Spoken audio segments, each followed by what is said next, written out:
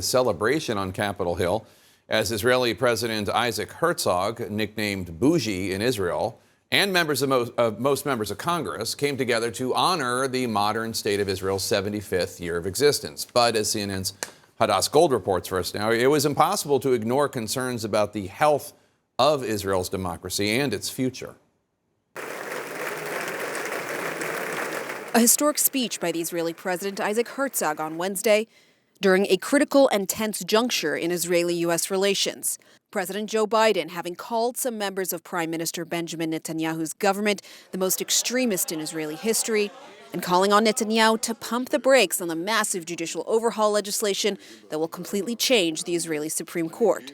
The Israeli president acknowledging the recent fissures. I'm well aware of the imperfections of Israeli democracy, and I'm conscious of the questions posed by our greatest of friends.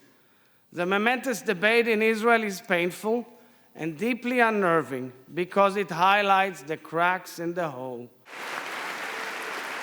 Receiving several standing ovations, including while extolling the very institution Netanyahu is trying to overhaul. Its strong Supreme Court and independent judiciary.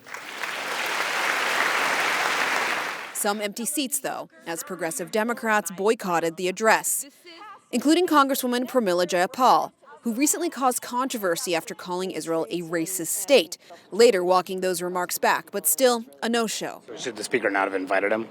I think this is not a good time for that to happen. From all sides of the At the Oval Office on Tuesday with President Biden, warm words contrasted with a stark split screen back in Israel. As protests raged again over the judicial overhaul Netanyahu has vowed to push through. Shortly after meeting with Herzog, Biden granted New York Times columnist Thomas Friedman an interview, whose own interpretation of Biden's feelings making major waves in Israel. Biden is basically pleading with Netanyahu and his supporters to understand, if we are not seen to share that democratic value, it will be difficult to sustain the special relationship that Israel and America have enjoyed for the last 75 years for another 75 years. Herzog, who has been trying to mediate a consensus on judicial reform, leading into history and the Bible in his address to push Congress to keep that relationship going strong. Mr. Speaker, dear friends, the sacred bond we share is unique in scope and quality because it is based on values that reach across generations, across administrations, across governments and coalitions, carrying us through times of turmoil and elation. Hopeful words for a country facing an uncertain future. Now, as for when Prime Minister Benjamin Netanyahu himself will actually be invited to meet with President Biden, that's still sort of up in the air. The two leaders did speak on Monday, but there's a bit of a discrepancy about how much of an invitation was really extended. The Israelis saying, yeah, Biden invited Netanyahu to come meet. The White House being a bit more circumspect, saying that the two agreed to meet sometime in the future. There is some debate whether that will be actually in Washington or potentially somewhere else, for example, at the UN General Assembly in September. Jake. All right, Hadass Gold in Jerusalem for us. Thank you so much. I want to bring in Kevin Liptak in Washington, who was listening to that. And Kevin, I think it's fair to say there is widespread support for Israel on both sides of the aisle in Congress, but some House Democrats skipped this address. Just tell us why. Yeah, it was a handful, only about 5 or so of the most progressive Democrats in Congress. And what they were protesting was Israel's treatment of the Palestinians, really. But more broadly, this idea of Israel backsliding in terms of democracy. And that is something that you hear from many Democrats, not just the ones who skipped the speech today, but real concerns about these proposed judicial overhauls that are underway in Israel now, as well as expanding settlements in the West Bank. And there is a real divide among Democrats about how to approach those issues with Israel, because certainly most Democrats, along with most Republicans, are very supportive of Israel, and you saw that in the speech today. Real bipartisan support in terms of applause lines, in terms of support for the Israeli President Herzog, but there are concerns about the state of democracy in that country when it comes to the Prime Minister Benjamin Netanyahu and his government.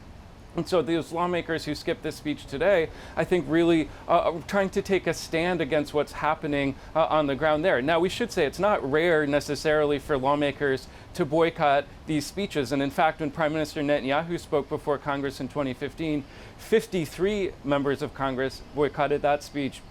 There were far fewer who boycotted today, but I do think it speaks to this challenge that Democrats find themselves in and how to navigate this criticism of the Netanyahu government without necessarily criticizing Israel itself. Isa. Yeah, and on the day of this address, of course, the New York Times had an interview, I'm not sure whether you saw this, Kevin, with President Biden, conducted by Tom L. Friedman, in which he said, I'm going to read part of it from Biden, finding consensus on controversial areas of policy means taking the time you need. For significant changes, that's essential. So my recommendation to Israeli leaders is not to rush. I believe the best outcome is to continue to seek the broadest possible consensus here. And then he went on to say, after about an hour and 15 minutes of conversation, and Tom Friedman kind of put it in together into how he analyzed. He said he's basically pleading with Netanyahu and his supporters to understand if we are not seen to share that democratic value, it will be difficult to sustain the special relationship that Israel and America have enjoyed for the last 75 years, for another 75 years. Was this last part of the message that we just heard there, was that conveyed to Netanyahu during that call between Netanyahu and Biden that they had on Monday? You know, I think it was. And when American officials were reading out that call after it took place on Monday, they were clear that President Biden was very forthright with his Israeli counterpart that democratic ideals are the underpinning of the U.S.-Israel relationship, and that degrading those ideals could have the potential of degrading the relationship over time. And it was interesting in that column, Thomas Friedman said that President Biden felt he couldn't be silent on this issue. So many things when it comes to Israel in the United States are so politically fraught. Certainly Republicans have been targeting President Biden for not necessarily supporting the Netanyahu government, equating it with not supporting Israel in its security, in its regional issues. And I think it's important that President Biden, in this interview with Thomas Friedman, made clear that while he supports Israel, he is a staunch supporter of Israel. He cannot support some of the issues that Netanyahu is talking about